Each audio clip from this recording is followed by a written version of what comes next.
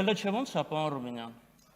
Լավ է, չէ, հա, լավ է Ալեն Սիմոնյանը չկա, իր այդ դափնիները պրճոկում նստում եք ձեր բուրշի մեջ, ցույց տալով թե էլ ով ավելի կարող է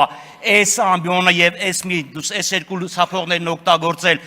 ԿՊ-ական ժողովի վերածելու ազգային ժողովը, բայց սա տենց չի, սա ազգային ժողով է։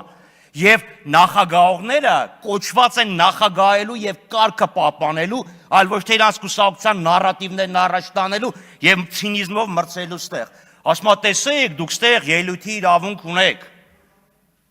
Հա հետո կարող է վաղնել ասեք, գիտեք, թույլ ենք տալի նստել եւ ընդհանրապես իրավունք ունեք ապրելու։ Սա բացայից սպառնալիք է։ Ասում են ճգնաժամ չկա։ Մի հատ էլ գնացեք Բագրատաշեն եւ մյուս անսահմանային անցման կետեր տեսեք,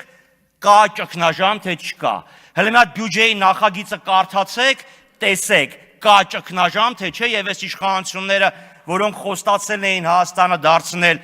սիլիցիումային հովիտ, սիլիկոնյանը մի քիչ այլ ձև է հնչում,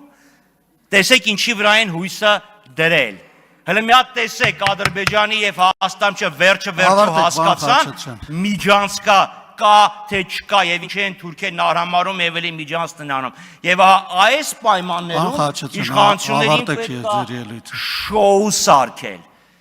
Մերկապարանոց դատարկ շոու սարքել, վախեցնել